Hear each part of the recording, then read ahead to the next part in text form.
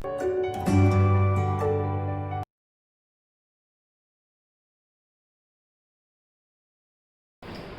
student, welcome back to our online classes.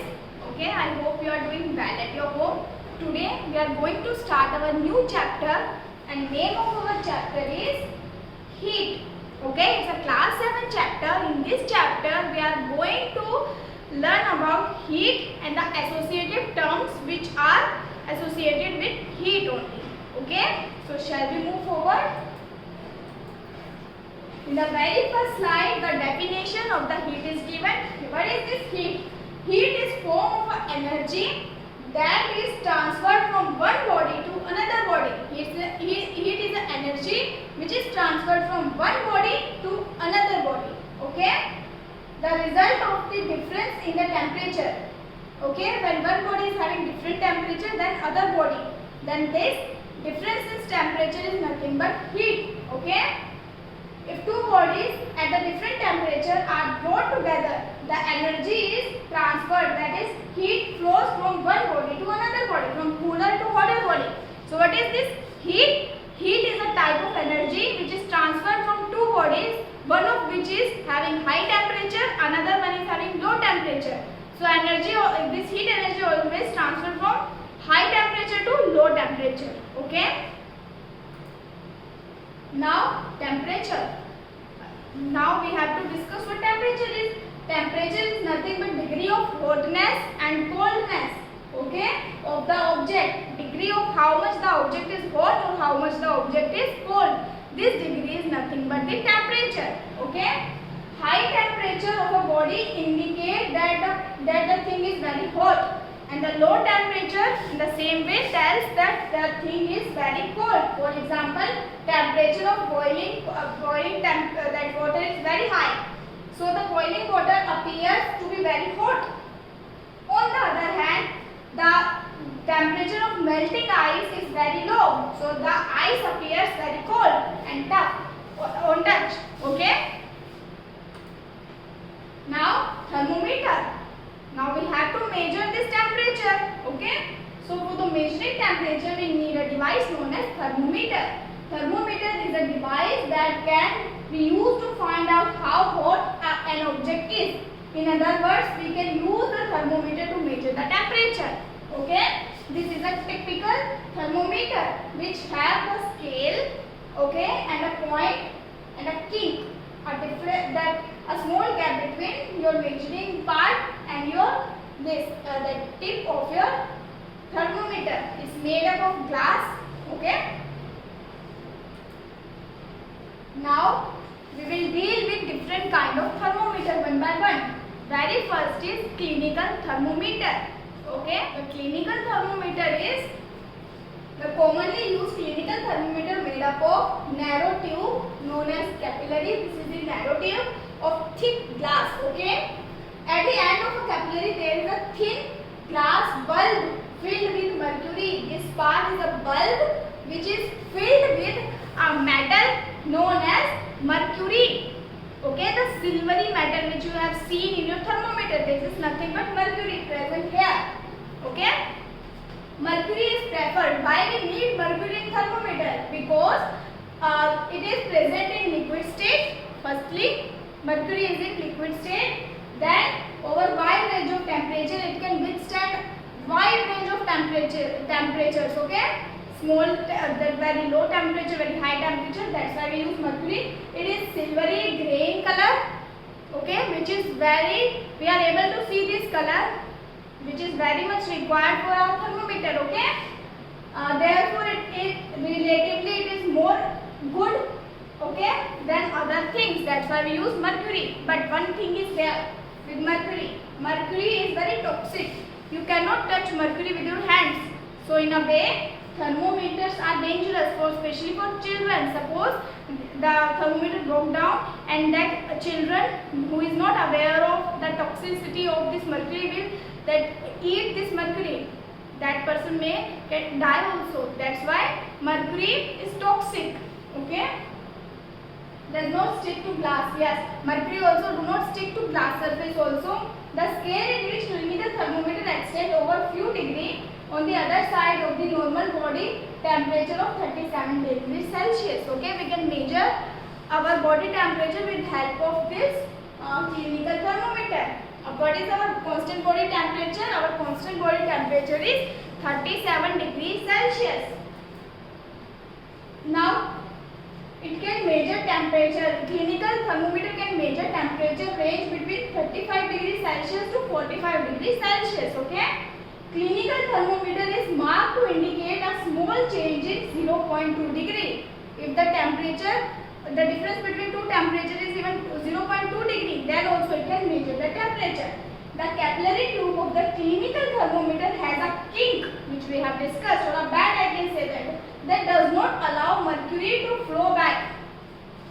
Okay, suppose this is your thermometer, and if you are measuring your temperature, what will happen if this kink is not present? Mercury will suddenly go down. Then how will you measure your temperature? That's why kink is always there. A band is always there to stop the mercury to flow back while you are measuring your temperature. Okay? Has a kink or band that does not allow mercury to flow back the bulb before the temperature has been read. Okay? When you read your temperature, then only the mercury will flow back. Okay, after some time. To lower the level of mercury, the thermometer has to be given a firm jerk. Have you seen the doctor always give a firm jerk before using the thermometer? It is very much required to lower the level of mercury to get the accurate measure. Okay. Secondly, while using a clinical thermometer, you should take the precautions, as I have said that mercury is very toxic. So you must always take the precautions while using your thermometer. So the thermometer should be washed, because you know that some communicable disease can spread from your saliva. So that thermometer should be washed always after using, while it will be used with antiseptic solution, or you can just wash the entire, especially the bulb of the thermometer, with antiseptic solution. The thermometer should be read keeping the level of mercury along with line of sight. You should always read the thermometer like this, not like this, not like this. Okay, at the level of your eyesight. Then only you will get the correct answer, correct measurement. Bulb of the thermometer should not be touched while taking the reading, because otherwise it will give incorrect reading. It will give reading of your hands, which are generally hotter. Hold the thermometer by the glass body only, okay? By here. It should be ensured that before use, mercury level is below 35 degrees Celsius or 95 degrees Fahrenheit. It should be below that temperature, otherwise it will not give your correct measurement. Okay? Your next type of thermometer, which is digital thermometer, nowadays very famous. Okay? So nowadays digital thermometer are used to measure body temperature because they work on tiny dry cell. It is safer because it does not contain mercury, which is a toxic substance. Mercury is a toxic substance. So alternative is digital thermometer, which do not use mercury. They use cell to measure the body temperature. Okay. Now next is laboratory thermometer. Laboratory thermometer is made up of a long glass tube again.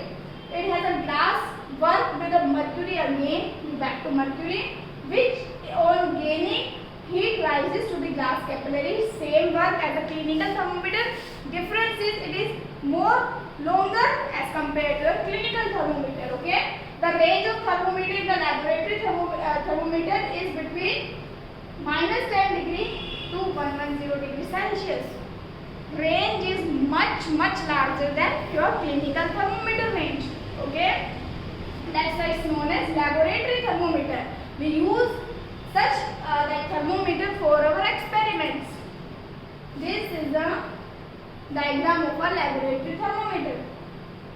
The shape and everything is similar to clinical thermometer except the range or the length. Okay.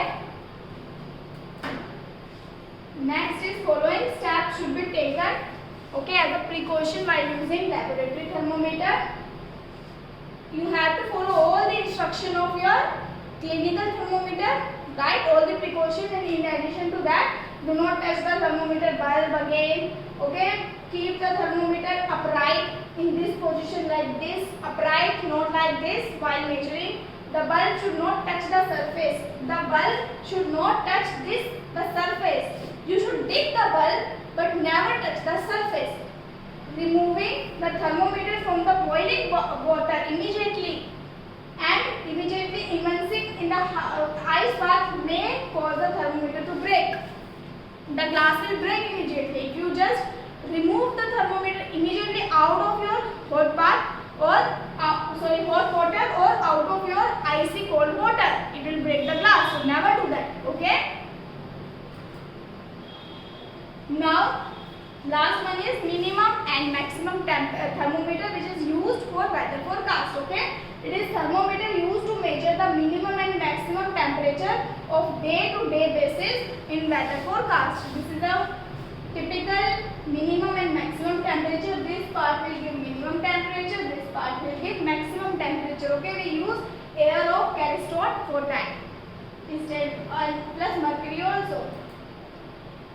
Now temperature scales. Okay, we can measure the temperature with help of different kind of scale. The most common scale which we use to measure the temperature is, first one is Celsius scale, second one is Fahrenheit scale, third one is Kelvin scale. Okay, the formula of conversion is given here. How can you convert your Fahrenheit to your Celsius scale? Just divide it by 9 by 5 and add 32. Okay, and how will you convert your Celsius to Kelvin? Just subtract 273.15 from your Kelvin to get your that Celsius scale. Okay, so Kelvin scale was invented by Lord Kelvin. It's the name of the person who invented the Kelvin scale. Okay, the unit of the scale is K. On this scale, the freezing point of water is taken as 273 Celsius and the melting, yes, this is the freezing point 273 K and the boiling point of the water is 373 K. Okay, 373 K is the boiling water.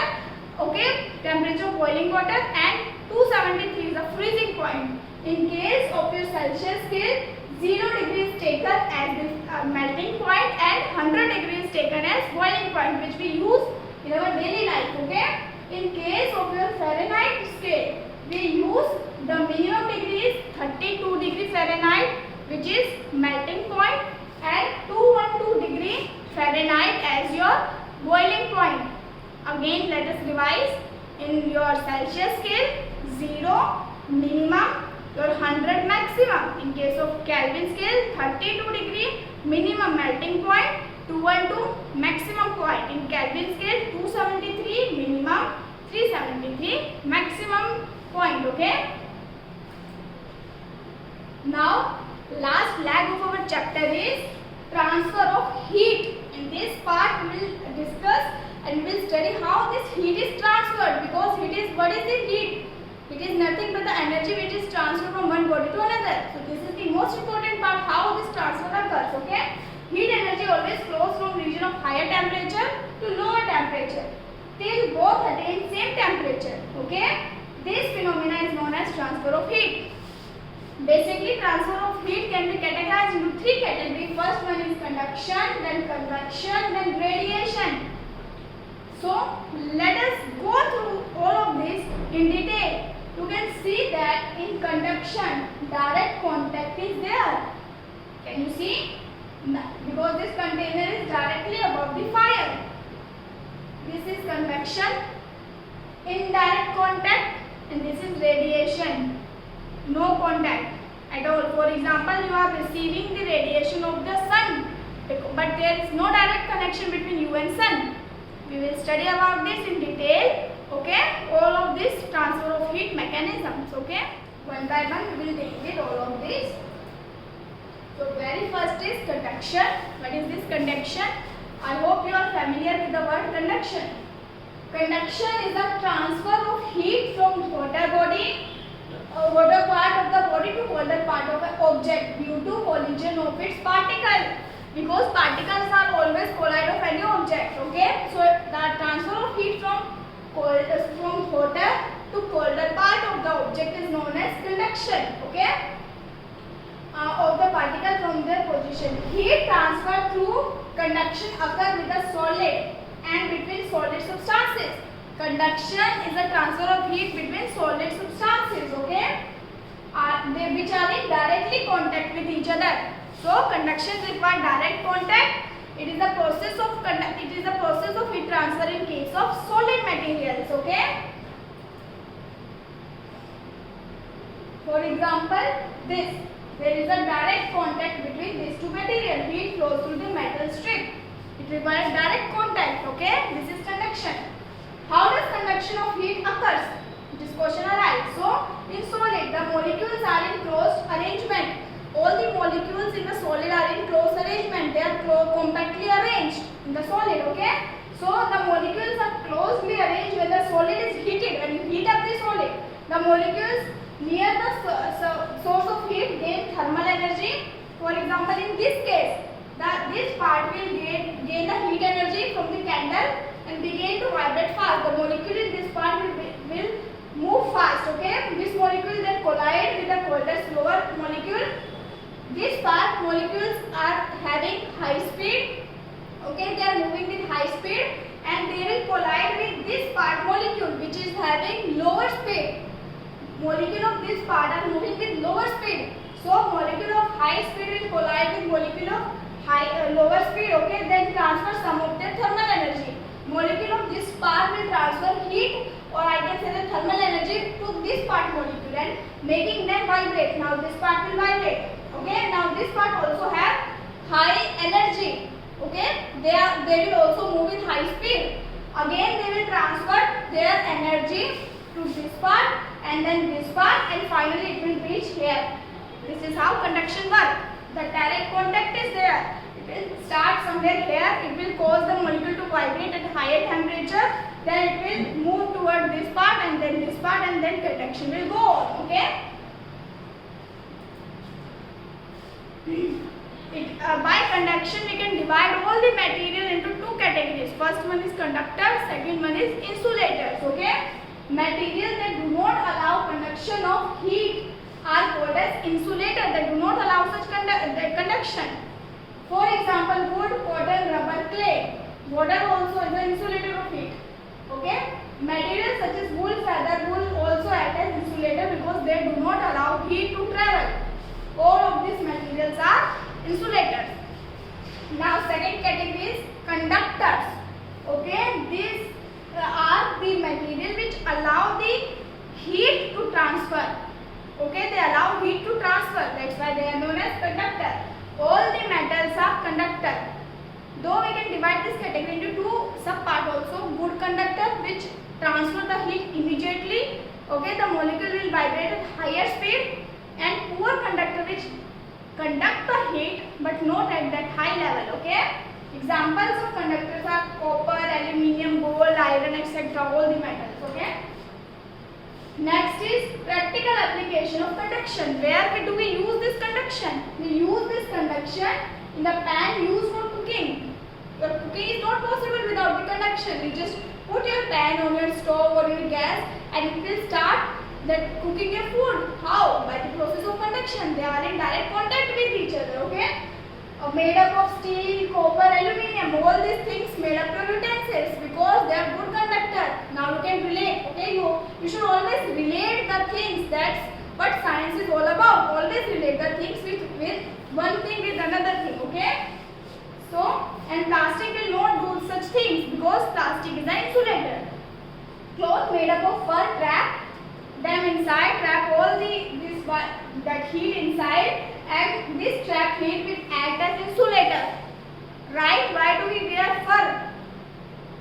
When we are at very low temperature in the polar region, why do we wear fur? And even in our colder climate also, we need fur or woolen clothes because they will trap the heat and they act as insulator. Okay?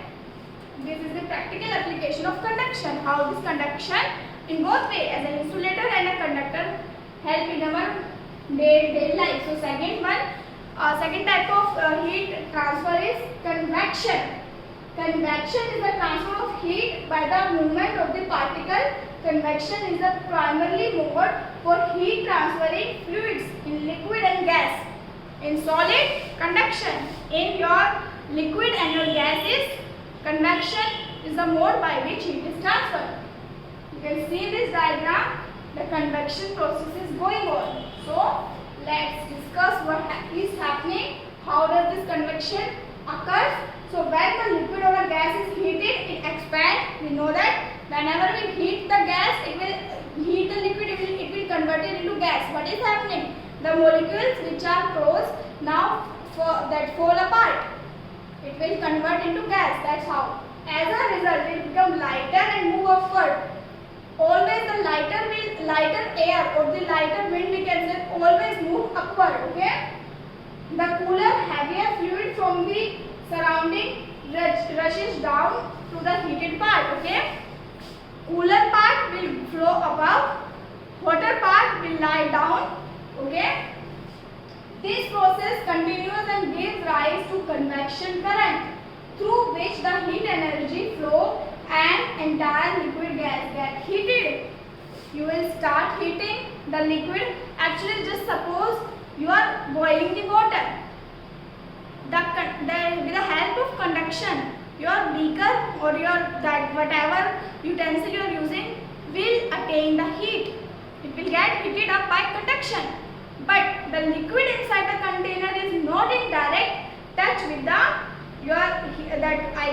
burner. It's not in direct touch. So then how that water get boiled? It is by your process convection.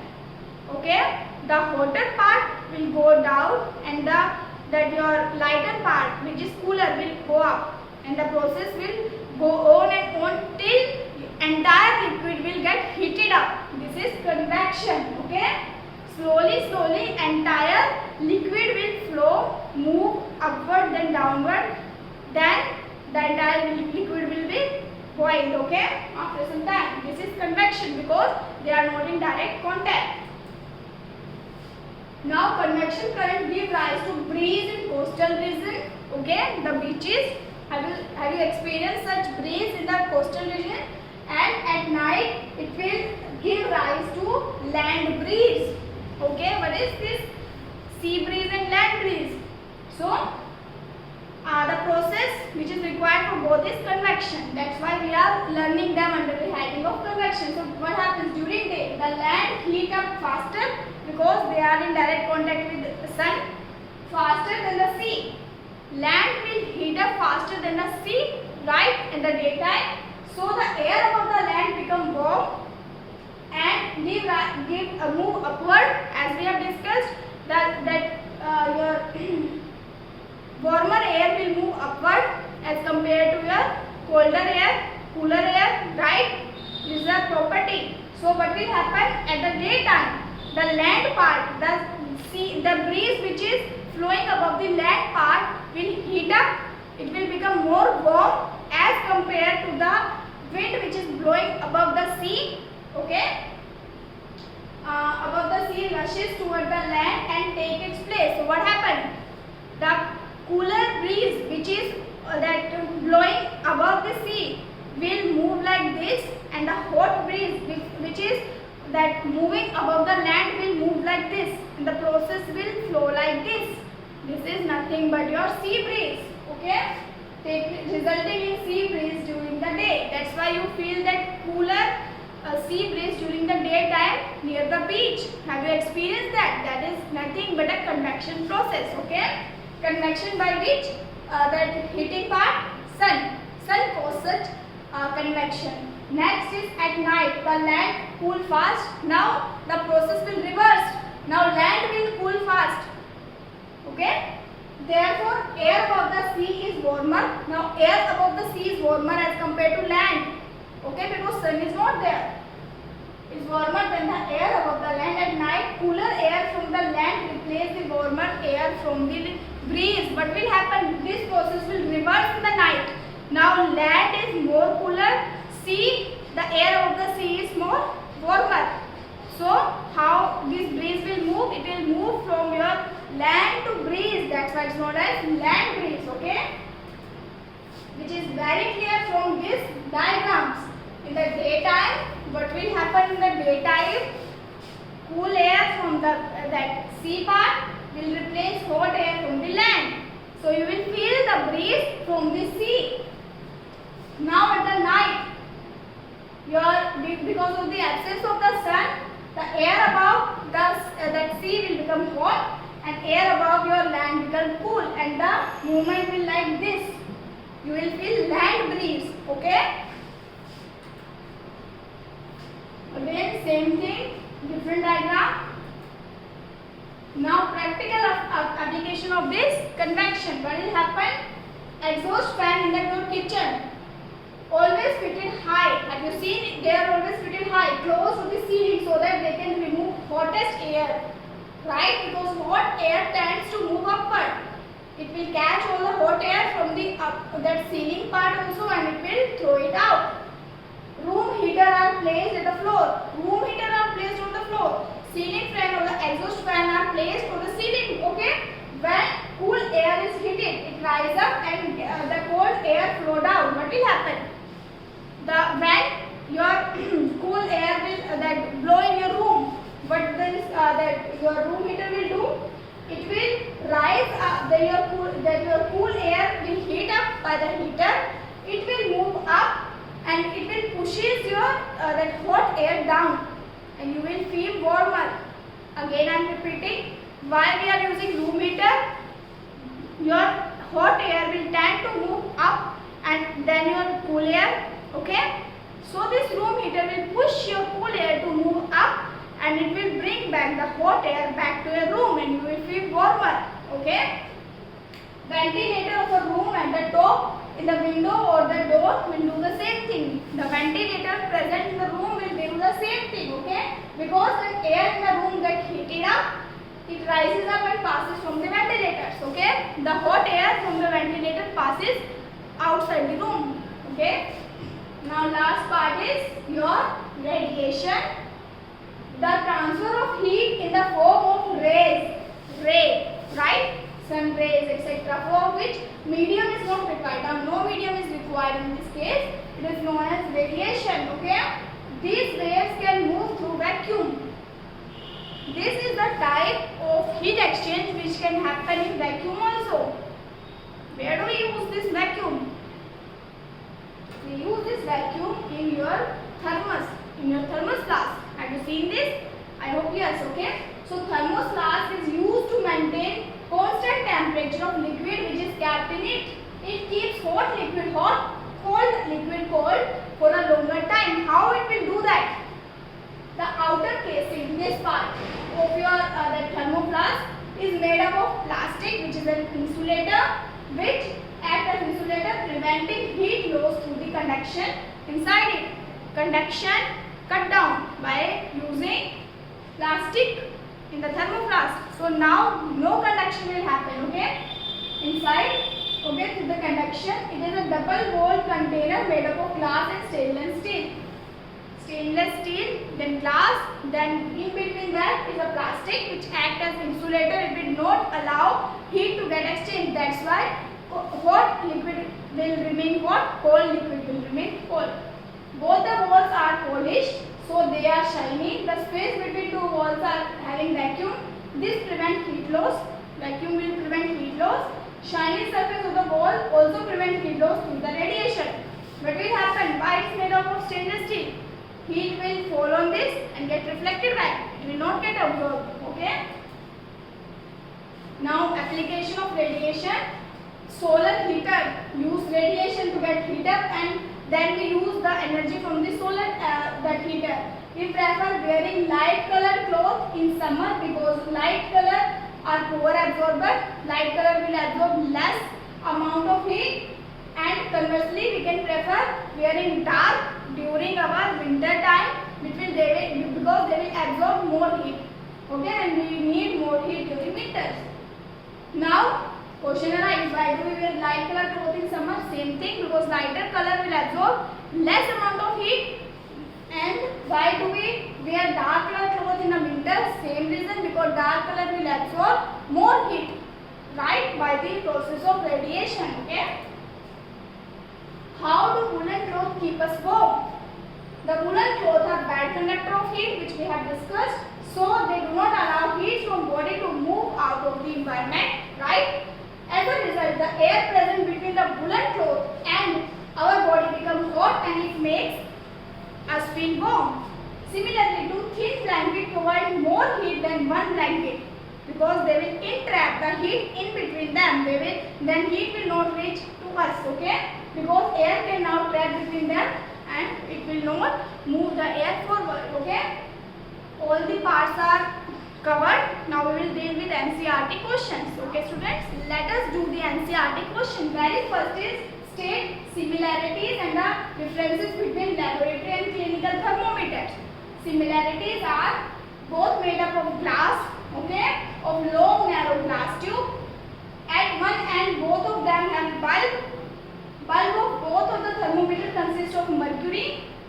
Celsius scale present in both of the thermometer. These are the similarities. Now the difference is in the clinical temperature, the temperature ranges between 35 to 42 degrees Celsius, and in laboratory it is between -10 to 110 degrees Celsius. Okay. In clinical thermometer we use it for measuring human body temperature, whereas laboratory thermometer is used to measure the laboratory experiment temperature. Clinical thermometer have a kink which prevent the backflow of the mercury. They do not have any kink. That's why we should always use laboratory thermometer in an upright position. Next is give two example of conductor and insulator. Conductor example iron, copper, aluminium, etc. Insulator plastic and wood. Okay, you can write your own answer also. Next is Phillips. The hotness of the object is determined by its temperature. Okay, temperature of boiling water cannot be measured by clinical thermometer. Okay, now temperature is measured in degree Celsius. No medium is required to transfer of heat by radiation. Radiation do not require any medium. Okay, cold sheet spoon dipped in a cup of hot milk. Heat is transferred to its another end by the process of conduction because direct contact is there. Cloth of dark color absorb more heat better than cloth of lighter color, which we have discussed. Okay. Next is match the following. Land breeze blows during night time. Sea breeze blow during daytime. Dark color cloth preferred during winter. Light color cloth preferred during summer time. Okay. Next one is discuss wearing why we wear more layer of clothing during winter keep us warmer than wearing just one thick piece of clothing. We have discussed this though. So more layer of clothing during winter keep us warm because they will interact the air between them and it will prevent the conduction. Okay, so you will feel more warmer. Okay.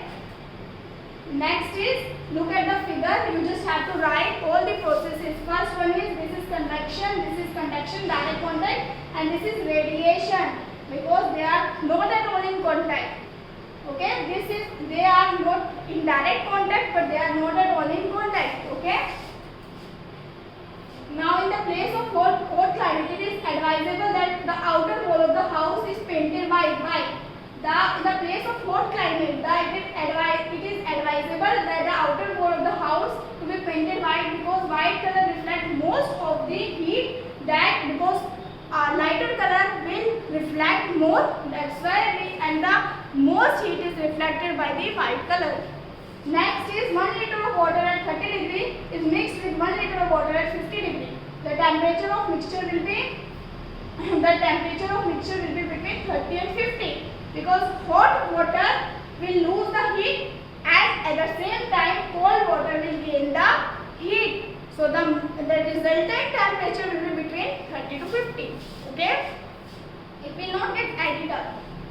Next is iron ball at 40 degrees drop in a mug containing water of 40 degrees. The heat will answer is not flow. Why? From the iron to water or from water to iron because both of them have same temperature. It will not flow. It will require difference in temperature to be flow. Okay. Wooden spoon is dipped in a cup of cream. Its other end does not become cold because wood is a bad conductor of heat. Okay, you should apply your brain. You should use your logic. Last question is the stainless steel usually provided with a copper bottom. Why? The answer is copper is better conductor of heat than the stainless steel. That's why. Okay. So that's all for this chapter. Go through each and every topics thoroughly. Okay, student. Thank you so much. Thank you. Okay.